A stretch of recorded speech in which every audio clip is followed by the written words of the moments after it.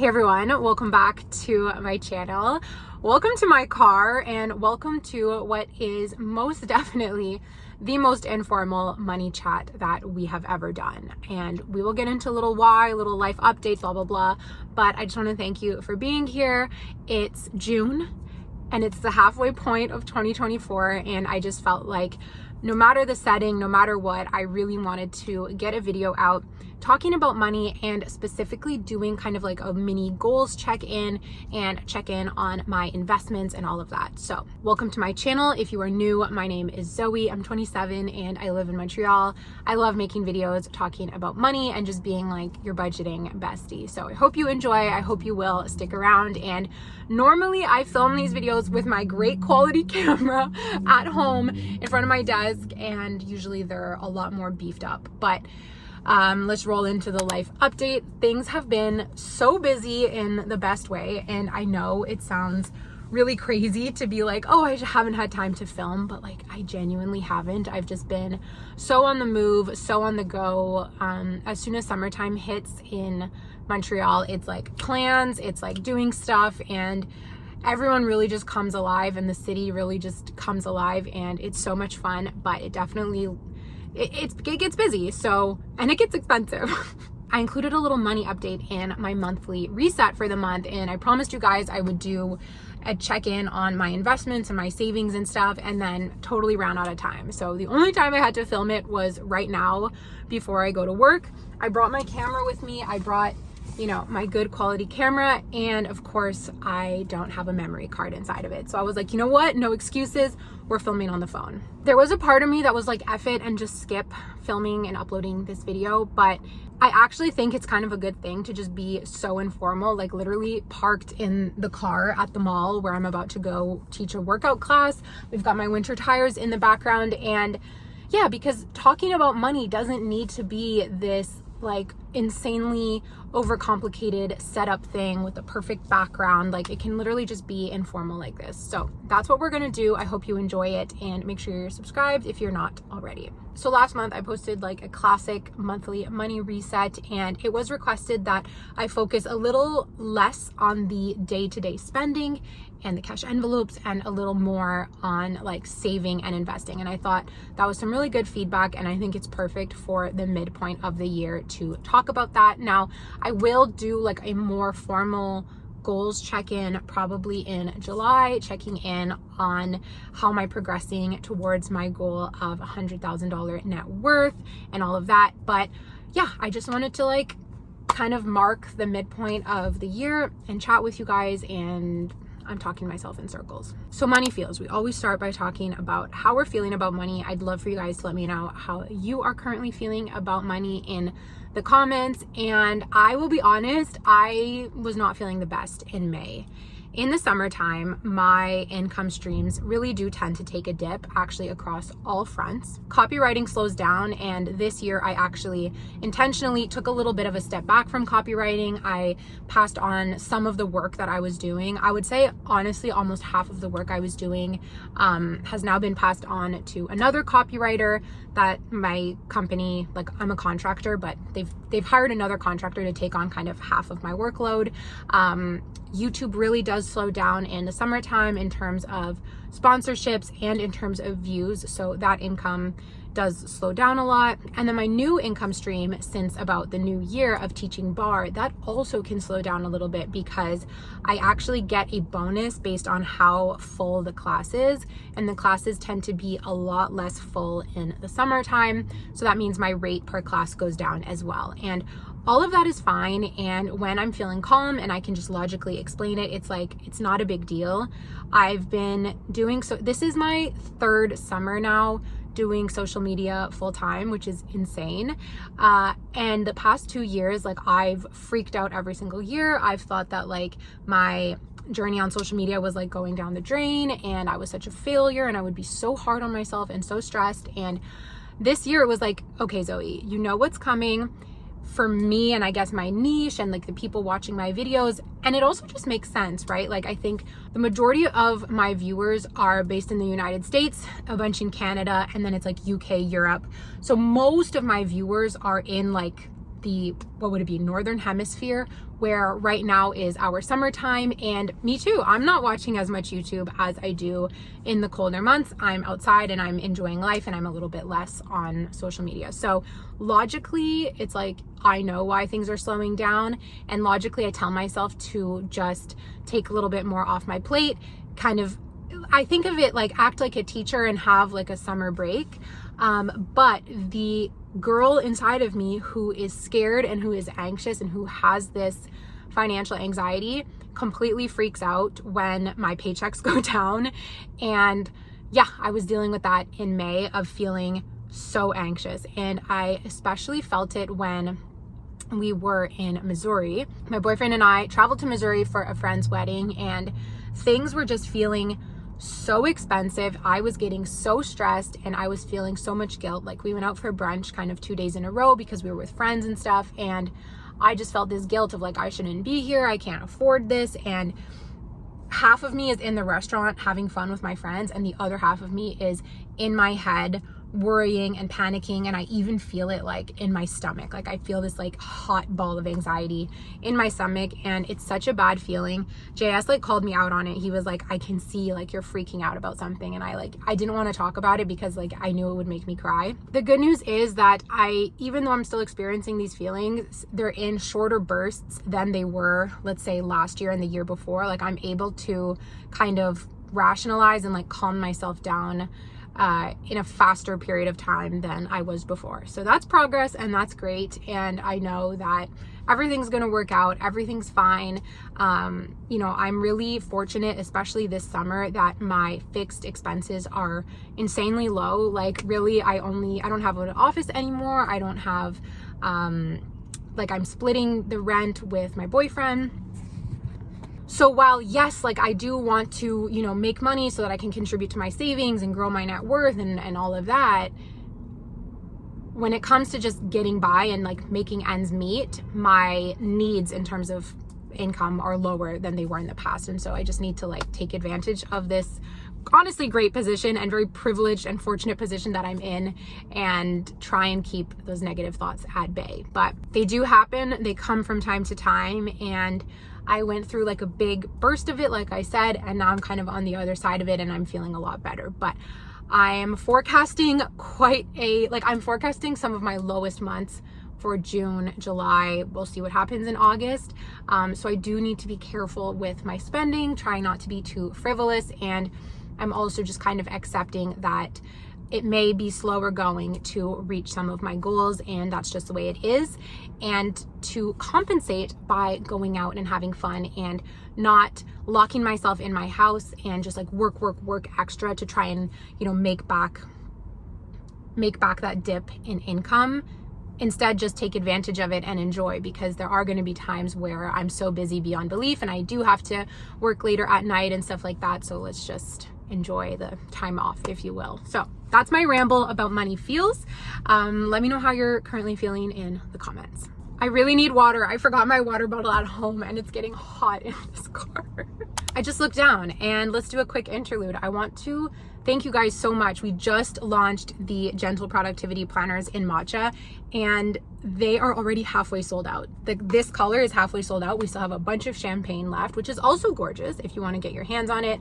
We have the updated inside pages. There is like in a new order to make the planner just flow a little bit better, and they're just so gorgeous. So if you haven't ordered one yet, you still have some time. And until the 15th of June, we are actually going to be offering a giveaway. So you guys will be able to comment your order number on, there's going to be a special vlog, Healthy and Wealthy Girl vlog. You can comment your order number on that video and you will be entered to win back your order. So I wanted to let you guys know that right now. This has just been such a fun project, and I'm really, really thankful. Like, honestly, I need to like look you guys in the eye and say thank you. I was not expecting this much love and support for round 2. I was kind of like, okay, like they've seen it before. It's not going to be as exciting. And in just, I think 2 or 3 days, we sold out 50% of the green color, which I couldn't believe. So if you like it, you may want to act fast. And if you want to have a chance to win back your order, that also includes like if you throw in some cash envelopes or anything like that, your whole order is entered into the draw. So look out for that video if you want to enter, and then you'll also have a chance to enter on Instagram as well. Wanted to let you guys know that and really thank you from the bottom of my heart. So yeah, thank you guys so much. Like, I've kind of been on a cloud the last couple of days of just reading your comments and all the comments being like, oh, I purchased, or like, you know, maybe, and I actually wanted to mention that, like, if you know, if you don't have space in your budget right now, or if shipping to your country is way too expensive, like, even just leaving a comment being like, I love the planner, but like, I can't purchase it right now, like, that support also means the world to me. Like, it's not like, I never want to make you guys feel like you have to buy this, you have to spend your money on this. It's like, just if you want to. I understand that there are a number of circumstances that may prevent you from buying, but just any little support, any words of kindness, like, it all means so much to me. So thanks. All right, so if you haven't seen my monthly reset and you want to see what I spent, you want to see the cash envelopes, I will link that video down below because we already talked about that there. I am not doing cash envelopes for the month of June. This is my first month not doing cash envelopes in like, what, 2 years? My brain's not working, but it's been a long time, and it's definitely weird not doing cash envelopes, but it just didn't make sense because I'm going to be gone for half of the month, and I didn't want to do cash envelope in euro. Like, I don't know. So I'm taking the month off. We'll see how it goes. I'm really curious to see if this will increase my spending at home. I honestly have a feeling it will, but yeah, it just didn't make sense for me to do it. And overall for May, my spending was pretty good. I went over in the healthcare category and in the groceries category, and then I did spend a ton on my trip to Missouri. That was really expensive. But other than that, spending was pretty great. So speaking of that, let's roll into a little savings and investing update. Let's start with savings, specifically my vacation savings. So my goal for my vacation fund was to have $2,000 kind of in that account at all times. I was contributing, taking out, and I had gotten it to $1,500. So it was $500 away from my goal amount. And then again, the trip to Missouri ended up just costing me so much more than I could have anticipated, which means that I did take from my vacation savings to cover that trip. So you guys can see right here on June 3rd, I took out $1,500 and I have like $40 left in that account. It does make me feel nervous because I would have wished to have that money for my trip to France. However, the good news is that my flight is already paid off for France. The Airbnb is so generously being covered by my parents. So it's really just going to be like my day-to-day spending. We're all pitching in for groceries when we're there. And I think because it's a family trip, it's not like this like bougie girls trip eating out every single day. Like, I know we all want to do this kind of like on a budget, and the biggest splurges I think will just be maybe if I go out with my sister or if we go shopping, stuff like that. But yes, the bad news is it means that I don't really have anything saved up for my trip. So I am going to have to be pretty mindful and have a more frugal mentality on this trip than maybe I expected. This is how I used to go on vacation. Like, I used to go on vacation, like, spend whatever I want, we'll figure it out later. And then I've gotten pretty used to having a little savings nest. So this is I feel a touch uncomfortable, but I know it will all be okay. My goal with the trip to France is to not incur any credit card debt to go on that trip. So just to spend within my means, a few treat yourself moments, but nothing crazy. And then once I'm back and that credit card is paid off, focus my energy on building up that savings to $2,000 for whatever trip or vacation comes next. Now let's talk about my sinking funds. So first up is the emergency fund. This is still fully funded and it's now incurring interest. Actually, it's incurring 4% interest in a Wealth Simple Cash account.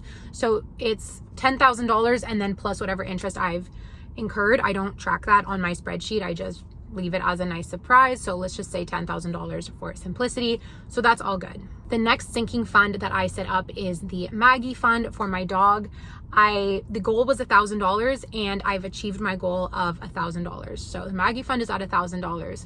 However, today I went to the vet and spent $565 and I do not have that money sitting in my checking account. So thank God for the Maggie fund. And I'm also really glad that I'm not even taking this from my emergency fund overall. Like, I set up the Maggie fund, this is what it's for, and I am going to take out $565 to cover this trip to the vet. It was her annual trip and it's so expensive. I wanted to break it down for you guys because Pet ownership is so fun. Obviously, love my dog, but it's very expensive. $116 just for the overall vet consultation, and then $108 for 3 vaccines. These are like the annual vaccines or every 2 years that she needs, which I find is reasonable. Like $116, yes, it's expensive, but like it's a doctor, like she deserves to get paid and she's very nice and whatever. So I don't mind paying that. $108, fine. The thing that's really ouch is $244 on her flea and tick preventative medication. And this is basically insurance. It's like the once a month pill that you give the dog. I bought 6 months worth because basically you're supposed to have it any month that the temperature could be over 0 degrees. I kind of wish I only got it for the summer, but like I also feel nervous, and it's like, well, $200 to prevent however much treating Lyme disease could cost is definitely worth it. So I wanted to ask, what do you guys do for flea and tick? Like, do you spend this much? This is obviously in Canadian dollars, but let me know how much you spend and if you guys think I got ripped off. But at least I have the savings, so I will be taking from that, and then I'll still have a little less than $500 in Maggie's savings account, and then I'll be able to work on building that up as well. The last sinking fund with a $1,000 goal is the car fund, and it's currently sitting at 0. Getting this new car did not take from that account. That was all covered by insurance because of the accident. And I know I need to start building up this sinking fund. It's just so like not sexy and not exactly something that I want to do. It's kind of my third priority after vacations and the dog. So yeah, just being transparent. The last big goal for the year is my retirement fund, so contributing to my RRSP investments. My goal for the year was $20,000, and this was such an audacious goal. Like it's a lot of money, $20,000. But I'm so glad I set an audacious goal because I'm hungry to achieve this one. Like in the way that I'm like, ugh, about my car savings fund, I am not like that. I'm driven to achieve this goal. I'm currently, you guys can see the contribution breakdown on the screen. I'm currently at $9,300. So we're halfway through the year and I'm almost halfway to my contribution goal, which not the best. Not the best because like I said, the next few months coming up are going to be a little bit lower earning. So it does make me a bit nervous when it comes to achieving this goal. But what I've just been reminding myself is that it's not necessarily about $20,000. It's about setting a big goal and doing your best to get as close as possible to it, because 19,000 is better than nothing, or 18,000, or even 15. Like if I do 15 instead of 20, that's still great. And if I do 10 instead of 20, that's still great. So staying hungry, setting this big goal, but not being hard on myself. So removing the being hard on myself, I'm actually really proud of myself because in half a year, putting $9,000 towards this investment is pretty good. And I'm pretty proud of myself. So we're on our way. I'm going to just work on balancing. And that's something I need to figure out is how do I want to balance achieving this goal or getting as close to it as possible, the sinking funds, how am I prioritizing and balancing that? At the beginning of June, so basically for May's contribution, I put $1,800 into this account, which was a lot. I definitely could have split this $1,800 up to some of the sinking funds, but I knew the lower income months were coming. And so I really wanted to do like one last as big as possible push to this RRSP because I never want to neglect it because it's a goal for so far down the line in the future. So that's what I did. And I think I might take my foot slightly off the gas pedal for this and start working on the sinking funds a little bit because they are going to creep up fast. And I also need to start, I think in August, September is when I want to start thinking about Christmas. So I got to get things rolling. It's kind of crazy being like this planned and this far in advance. Like I've never been this way before, but it's also fun and I feel proud of myself. So I've paid off my credit cards for the month and I also contributed $100 to my TFSA. I think that is everything. yeah, the monthly goal that I did not achieve was contributing $500 to a sinking fund. Like I said, I just ended up taking from 2 of my sinking funds, but that's okay. We will get there. So you guys, I think this might have been the shortest monthly money in a while, and once again, the most informal, but I hope you enjoyed it. I hope your summer is off to a great start, or if you are one of my viewers in the Southern Hemisphere, how's your winter going? Thanks for being here, no matter where you live, you guys. Being able to chat casually and informally with you guys about money, and hopefully having a positive hopefully having a positive impact on your own budgeting journey and your journey with money means a lot to me. So that's it. I'm gonna go teach a bar class. I love you guys, and I'll see you in my next video. Bye.